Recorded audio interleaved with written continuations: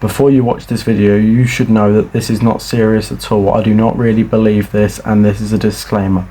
Keep that in mind. So, you've clicked on this video to find out who is the greatest animation villain out of the two in the thumbnail. Let's start with number one, shall we?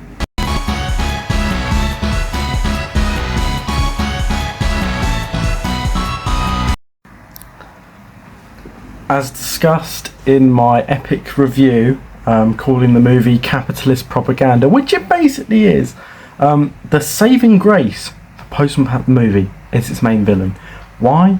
Because it's literally Jeff Bezos and it predicted the future, and it's quite entertaining. I mean, as a child I found it quite boring, but the more older I get, the more entertaining it becomes, and I don't understand why.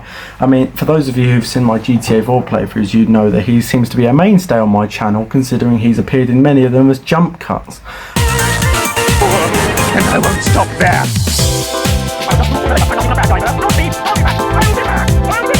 No one can stop me now. But let's get to why he is quite good. Unlike our second villain, who I'll get to in a bit, Carbuncle gets to it from the go. You know, you see that he's immediately evil, and that's where the fun is. You know, I think movie villains nowadays, especially with our one that we're going to discuss in a minute, are always, you know, trying to be like the bigger. Yeah, they follow like some sort of trope, you know, childhood hero or nice person that turns evil, and you know, there's never any villains anymore that are just plain out evil. With few exceptions, given DreamWorks has started making some good stuff. But yeah, everyone nowadays is practically the same, and that's no thanks to Disney and Pixar. But yeah, I think that's what makes him very entertaining. Computer animated movies! Fly, my pretties, fly, fly! Today, England, tomorrow,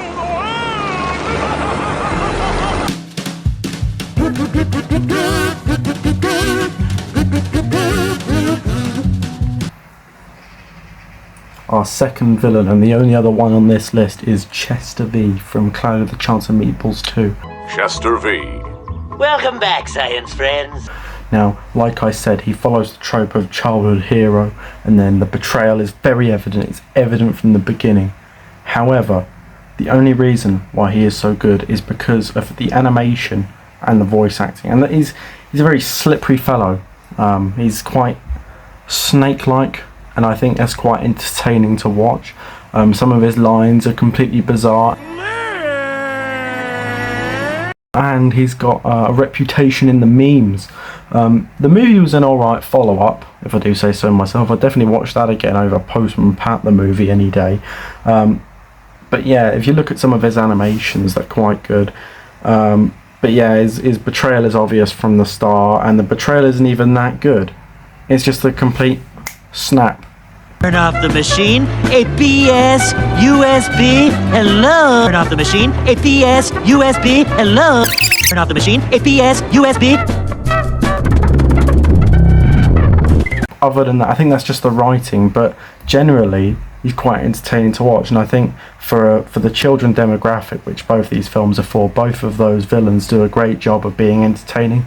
Although, as I mentioned in the first one, which this is contradictory, you know, I said as I get older, I find them more entertaining, but that's because they're correlating with today's standards. And I think, you know, these old movies now, but modern movies, considering the general, you know, scale of them, did a good job of predicting it. I've got nothing else to say. Decide on who you think's the best. Bye.